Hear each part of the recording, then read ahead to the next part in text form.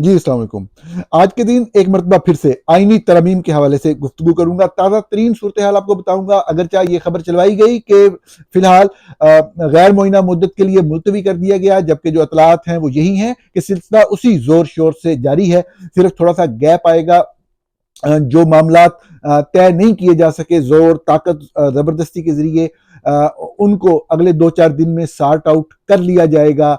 और वज़ीर-ए-आज़म जैसे ही अमेरिका का दौरा करके जो वो अक़वाम मुत्तहिदा की जनरल असम्बली से खिताब करने आ रहे हैं अमेरिका, तो इसके बाद जैसे ही पाकिस्तान वापस पहुँचेंगे तो इसके ऊपर काम होगा। ये फ़ैसला हो चुका, जो समझ रहे हैं ये चीज़ टल गई, वो ना नवाज़ शरीफ की ज़िद और हट दर्मी को जानते हैं, ना ही जनरल आसिम मुनीर जैसे कुंद ज़हन फौजी डिक्टेटर के काम करने के अंदाज को जानते हैं।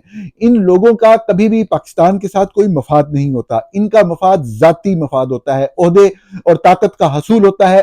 ताकत का हसूल हासिल करने के बाद, ताकत हासिल करने के बाद उसको दवाम बख्शना, ये इनकी तमाम हिकमत अमलियों, तमाम स्ट्रेटजीज का एक बुनियादी फोकस होता है।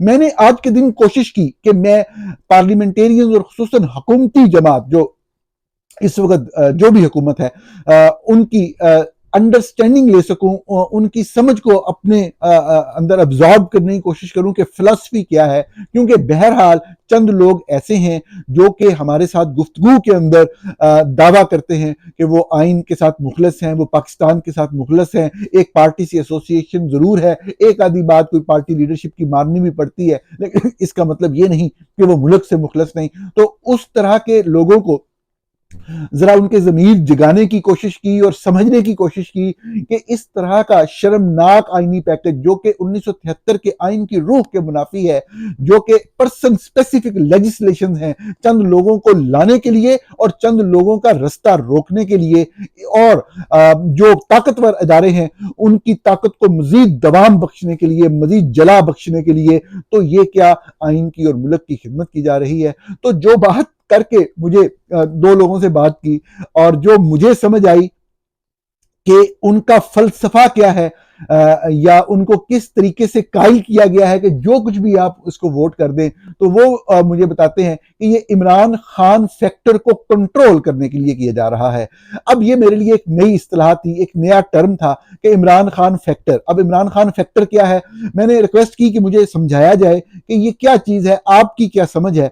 तो उसमें कोई डिटेल में तो नहीं गए, उन्होंने कहा वही जो कि लोगों को बेवकूफ़ बनाया गया पिछले चंद अरसे में, और लोग अब जो है वो आंखें बंद करके फॉलो करते हैं और ये समझते हैं कि इमरान खान ही या उनकी जमात पीटीआई ही तमाम मसाइल का हल है। इस चीज इतनी स्ट्रांग हो चुकी है और पेनिट्रेट कर चुकी है इदारों के अंदर कि पाक फौज के अंदर भी, एजेंसियों के अंदर भी, जुडिशरी के अंदर भी बहुत से लोग हैं जो कि इस आइडियोलॉजी से मुतासर हैं। आई डोंट नो ऐसा है या नहीं, बहरहाल ये मुझे बताया गया।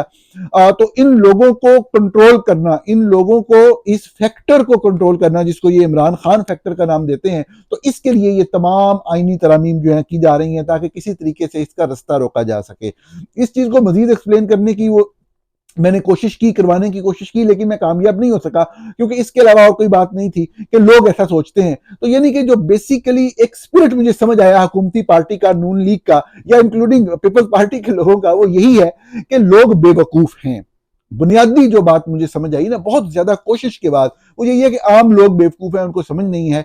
वो कोई इमरान खान ने कोई रास्ता दिखाया है, पता नहीं कौन सा रास्ता दिखाया, ये भी मुझे नहीं पता, तो वो उसके ऊपर चल पड़े हैं। बुनियादी बात वो ये कहना चाह रहे थे कि लोग हमें एक्सेप्ट नहीं करते और अब हम वोट के जरिए इक़्तिदार में नहीं आ सकते। तो ये जो फैक्टर है इमरान खान फैक्टर, इसको कंट्रोल करने के लिए बहुत सी मतलब कसीरुल जहती जो है ना वो स्ट्रेटजीज चल रही हैं। तो उसमें आईनी फ्रंट पे, लीगल फ्रंट पे ये स्ट्रेटजी थी। ये एक पैकेज है, कॉन्स्टिट्यूशनल पैकेज है, जिसमें बहुत ही अहम आईनी तरामीम है, कवानीन के अंदर तरामीम है और बहुत से रूल्स रेगुलेशन चेंज किए जा रहे हैं ताकि इमरान खान फैक्टर को कंट्रोल किया जा सके। मैं आपके सामने कोशिश करूंगा समझने की कि इमरान खान फैक्टर को कंट्रोल कैसे किया जा रहा है। आपके सामने एक एक करके मैं आईनी तरामीम को डिस्कस करूंगा और उसके अंदर बताऊंगा और आपके साथ मिलकर समझने की कोशिश करता हूं कि ये इमरान खान फैक्टर है क्या और इसको कंट्रोल कैसे किया जा रहा है। तो नाज़रीन, सबसे पहले जो है आइन के अंदर जो तरमीम की गई वो आर्टिकल जो है 9 है। मैं जो गैर अहम या गैर मुतलका आर्टिकल में तरमीम है उनकी मैं तफसील में नहीं जाऊंगा। तो इसमें अच्छा एक चीज ध्यान में रखिएगा, इससे पहले कि मैं वन बाय वन शुरू करूं और आपको पूरी बात समझ आ जाए, एक चीज ध्यान में रखिएगा कि जब भी कोई डिक्टेटर अपनी मर्जी की आइन में तब्दीली करता है और एक खास तरीके से पूरे निजाम के ऊपर अपने शिकंजे को मजबूत करता है, तो वो एक शिक होती है एक बहुत बड़े आईनी पैकेज के अंदर, एक पूरा गुलदस्ता सजा होता है, आसपास फूल बूटे जो मंजर कशी और जो है ना वो बड़ी खूबसूरत तरीके से पेश करने की कोशिश की जा रही होती है। जरूरी नहीं होता उसके अंदर हर चीज ही गलत हो। तो ये तरीका कार होता है डिक्टेटर्स का, जो फौजी डिक्टेटर्स होते हैं जिनको अपने टाउट मिल जाते हैं हर शोबे के अंदर। जिस तरह सियासत में नवाज शरीफ साहब टाउट बने हुए हैं, शोबे सहाफत में जो जो लोग टाउट बने हुए हैं आपके सामने, तो वो मिलके वो उस पैकेज को मंजूर करवाता है। उसके अंदर चीजें एक दो होती हैं, मकसद एक ही होता है कि किसी तरीके से तहफ्फुज किया जाए उन गैर आईनी इकदाम का जो पिछले 2-3 साल में उसने किए हुए होते हैं। तो इसके अंदर जिस तरह पहला एक आर्टिकल 9 के अंदर कोई है वो रेलिवेंट नहीं है, मैं उस पर नहीं जाऊंगा। बेसिक ह्यूमन राइट्स के हवाले से वो एक तरमीम है। आर्टिकल 17 के अंदर एक तरमीम की गई है। आर्टिकल 17 जो है बेसिकली ये बुनियादी आजादियों की बात करता है। ये आपको इजाजत देता है कि आप कोई भी जो है पॉलिटिकल असेंबली कर सकते हैं, आप पॉलिटिकल पार्टी बना सकते हैं, लेकिन वहीं पे रिस्ट्रिक्शन भी लगाई गई है कि कौन सी पॉलिटिकल पार्टी बरकरार नहीं रह सकेगी। तो इसमें बताया गया है कि पहले जो था कि अगर किसी पॉलिटिकल पार्टी के हवाले से कोई प्रॉब्लम, वो कौमी यकजहती आप समझ रहे होंगे और मुल्की सलामती आप समझ रहे होंगे, उसके खिलाफ काम करती हुई पाई जाए, तो उसके खिलाफ जो है वो वफाकी हुकूमत जो है वो एक जो रेफरेंस है वो भेज सकती थी सुप्रीम कोर्ट के अंदर।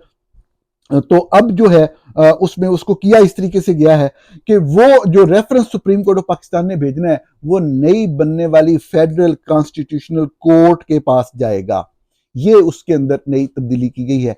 फेडरल कॉन्स्टिट्यूशनल कोर्ट क्या है, उसकी हैयत क्या होगी, आप कुछ बातें सुन चुके हैं, कुछ मैं आपको आगे चल के बताऊंगा, लेकिन ये इमरान खान फैक्टर को कंट्रोल करने का पहला नुक्ता आपके सामने आ गया कि अगर कोई पार्टी बाज नहीं आ रही पाकिस्तान की बात करने से, तो उसके खिलाफ जो है वो एक रेफरेंस तैयार होगा और वो reference supreme court of Pakistan में नहीं जाएगा, शरीफ कोर्ट सॉरी जो फेडरल कॉन्स्टिट्यूशनल कोर्ट बनाई जा रही है उसके अंदर जाएगा और इस तरीके से इमरान खान फैक्टर को कंट्रोल किया जाएगा। आगे चलते हैं।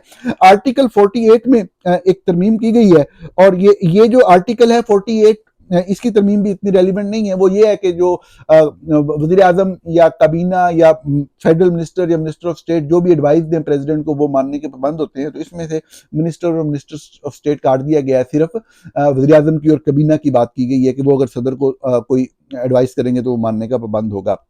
तो ये रेलिवेंट हमारी गुफ्तगू से नहीं। आगे चलते हैं।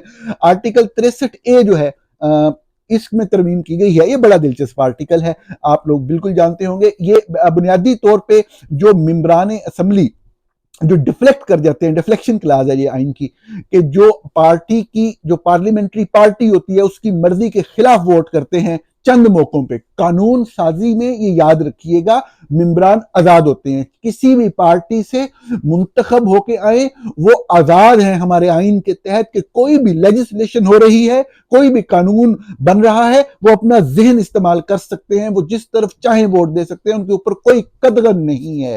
अपना इंडिपेंडेंटली अपने अपने माइंड को इस्तेमाल कर सकते हैं, चाहे उनका ताल्लुक नून लीग से हो, चाहे उनका ताल्लुक पीपल्स पार्टी से, पीटीआई से, किसी जमात से हो। जो भी कानून पेश किया किसी भी मेंबर ने या हुकूमत ने, उस पर उनका जो भी माइंड है वो उसके मुताबिक वोट कर सकते हैं, उनसे कोई क्वेश्चन नहीं कर सकता, आजाद होते हैं। लेकिन आप ये बात तस्लीम करेंगे कि चंद हवालों से एक पाबंदी होनी चाहिए, एक रिस्ट्रिक्शन होनी चाहिए। वो क्या हवाले हैं? जैसे वज़ीर आज़म का वोट। अब बड़ी सादा सी बात है, आप एक पार्टी से टिकट लें, आप खुद जाके लड़ लें, आजाद नहीं लड़ रहे, एक पार्टी से टिकट ले रहे हैं, उस पार्टी की तमाम आप जो एक प्लेटफॉर्म है उसको यूज कर रहे हैं, उसके ऊपर उस हल्के के अवाम आपको वोट देते हैं। जब आप मुंतखब होके आए तो आप कहें जी मैं तो इस पार्टी के कैंडिडेट को वोट ही नहीं देता क्योंकि मैं इसको पसंद नहीं करता। तो ऐसे सफदर ये वाली आजादी से मुराद ये चीज नहीं होती है। अब आईनी तरमीम या किसी वज़ीर-ए-आज़म के साथ वोट ऑफ कॉन्फिडेंस होना, वोट ऑफ नो कॉन्फिडेंस, ये बड़े अहम मौके होते हैं। तो सिर्फ इन हवालों से एक कदरन थी कि वो जो भी आदमी होगा वो लाजमी तौर पे पार्टी के उसको फॉलो करेगा। लेकिन इस पे ऊपर पिछले दिनों में पंजाब के अंदर मामला हुए और सुप्रीम कोर्ट का फैसला भी इसके ऊपर आया। तो अब इस सूरत हाल को कंट्रोल करने के लिए ये किया गया है कि ऐसी सूरत हाल थी कि जो पार्टी के मुताबिक वोट देने वाले, पार्टी के फैसले के खिलाफ वोट देने वाले लोग थे, उनका वोट भी कंसीडर नहीं होना था सुप्रीम कोर्ट के फैसले के मुताबिक। तो अब इमरान खान फैक्टर को कंट्रोल करने का जो दूसरा हल वो निकाला गया है वो ये है कि जो भी लोग आईनी तरमीम के अंदर वोट देंगे, आईनी तरमीम को पास कराने के लिए, अगर उनका ताल्लुक पीटीआई से होगा, ये आइन के अंदर लिखा हुआ है, पीटीआई नहीं लिखा हुआ, लेकिन आप मेरी बात समझ रहे हैं मैं क्या कह रहा हूं। आर्टिकल ये कहता है कि अगर आप पार्टी के फैसले के खिलाफ भी वोट देंगे तो आपका वोट काउंट होगा, आपका वोट काउंट होगा। लेकिन आप डी सीट तो साफ ज़ाहिर है वो एक प्रोसेस लिखा हुआ है, उसके तहत डी सीट बाद में हो जाएंगे, वोट आपका काउंट हो जाएगा। अब आप समझ रहे होंगे कि जब उसने पार्टी के आइन के तहत पाबंद है वो कि पार्टी के फैसले की इन सिर्फ 3 हवालों से पाबंदी करे, बाकी कानून साजी के अमल में हिस्सा लेने में मुकम्मल आजाद है वो मेंबर।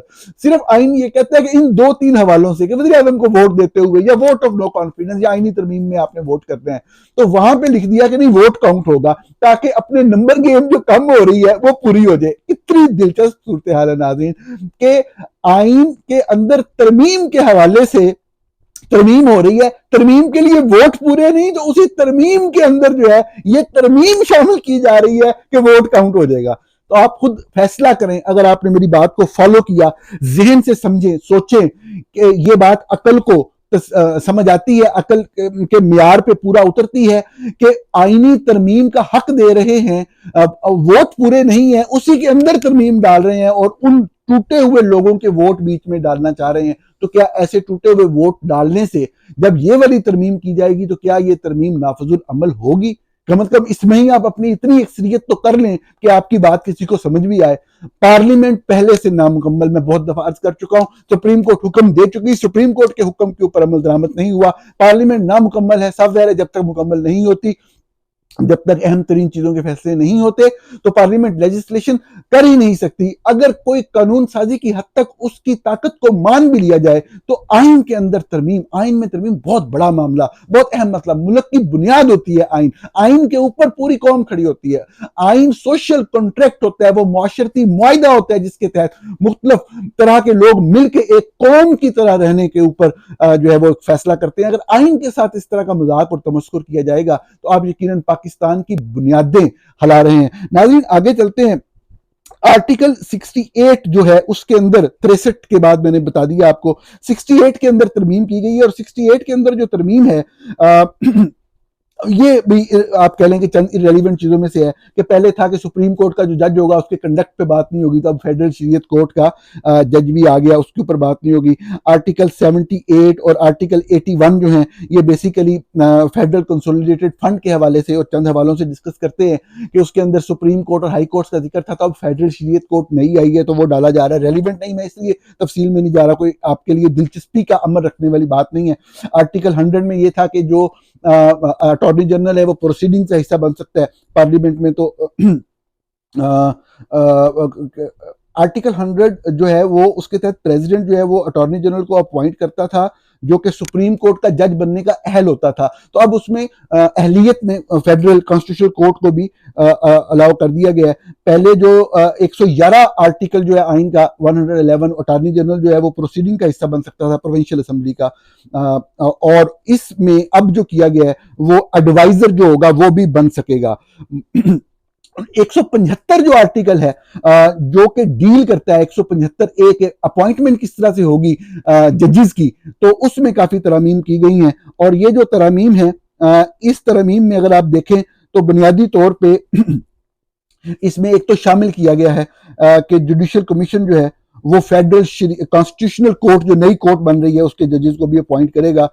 और जो जुडिशियल कमीशन जो है उसमें एक नई चीज आई है कि जो जुडिशियल कमीशन ऑफ पाकिस्तान जो पहले सिर्फ जजेस को अपॉइंट करता था, अब वो जजेस की परफॉर्मेंस को भी एवेल्युएट करेगा। इसी तरीके से हम आगे चलते हैं कि जो हाई कोर्ट के जजेस की अपॉइंटमेंट के हवाले से जो कमीशन था वो पहले सुप्रीम कोर्ट के चीफ जस्टिस, सुप्रीम कोर्ट के सीनियर मोस्ट 4 जजेस और फिर आगे अटॉर्नी जनरल एक जज और इस तरह से मुश्तमल होता था। तो अब जो उन्होंने वो कर दिया है उसमें तरमीम ये की है कि जो कॉन्स्टिट्यूशनल कोर्ट बन रही है उसका जो चीफ जस्टिस जो कि चीफ जस्टिस ऑफ पाकिस्तान कहलाएगा वो 2 सीनियर मोस्ट जजेस जो हैं इसके नई कोर्ट के, फेडरल कॉन्स्टिट्यूशनल कोर्ट के वो मेंबर होंगे। सुप्रीम कोर्ट का चीफ जस्टिस अब सुप्रीम कोर्ट का चीफ जस्टिस कहलाएगा, चीफ जस्टिस ऑफ पाकिस्तान नहीं कहलाएगा। इस पैकेज के मुताबिक अगर ये जनरल हाफिज आसिम मुनीर कामयाब हो गए इस सारी साजिश में आइन के खिलाफ, तो जो 2 जजेस हैं सुप्रीम कोर्ट के वो होंगे। और इसी तरीके से इसके अंदर जो एक हाई कोर्ट के जज की अब जो बात है, उसके अंदर इसी प्रोसेस के अंदर, इसी मरहले में जो एक पार्लियामेंट्री कमेटी होती थी जिसका एक अलहदा से रोल था, उसको खत्म करके और 2 सेनेटर और 2 एमएनएस को एक अपोजिशन पार्टी से या एक हुकूमत से वो जो है वो डाल दिए गए इस कमीशन में। एक ही अदारा मरकजी बना दिया गया और उसका काम उसको एवेल्युएट करना भी होगा।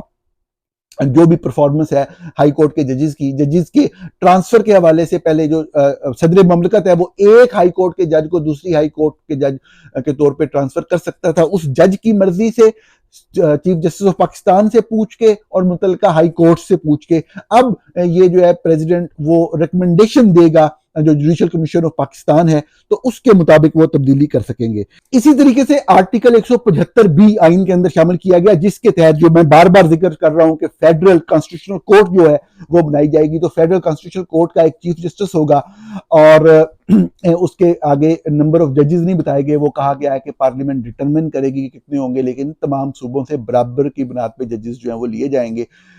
ये इमरान खान फैक्टर को कंट्रोल करने का अगला मरहला है और सबसे अहम मरहला है। इस मरहले के अंदर अगर आप इसको बिल्कुल ही अनबायस्ड एक अप्रोच से देखें, अगर आप ये सोचें कि एक लम्हे को मैं सोचता हूं कि इन लोगों की कोई पॉजिटिव इंटेंशन भी हो सकती है, तो आप ये देखें कि इसके अंदर जो जजेस को अपॉइंटमेंट का तरीकाकार है वो एक पार्लियामेंट्री कमेटी जो है, जो भी तनासुब होगा मुख्तलिफ पॉलिटिकल पार्टीज का, उस तनासब से उसके मेंबर होंगे और वो रिकमेंडेशन देंगे और उस रिकमेंडेशन के ऊपर जो है वो प्रेसिडेंट अपॉइंटमेंट करेगा। लेकिन इसके अंदर ये डाला गया, लेकिन जो पहली मरतबा अपॉइंटमेंट होगी वो प्राइम मिनिस्टर की रिकमेंडेशन पे प्रेसिडेंट करेंगे और फिर बाकी जो जजेस होंगे वो जो नए चीफ जस्टिस जो मुंतखब होंगे इस तरीके से उनके साथ मुशावरत करके प्रेसिडेंट करेंगे। तो ये इमरान खान फैक्टर को कंट्रोल करने का सबसे अहम जो है वो मरहला है।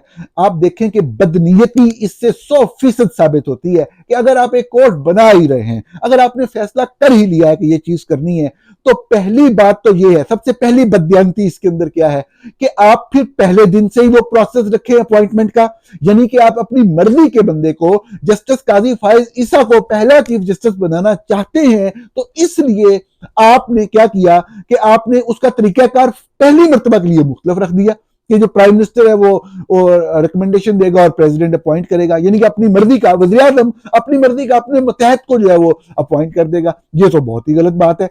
और सबसे अहम बात कि अगर आप बना ही रहे हैं, जजेस सुपीरियर जुडिशरी के जजेस की रिटायरमेंट की एज 65 साल मुतय्यन है, 65 साल ऑलरेडी अच्छी खासी एज होती है।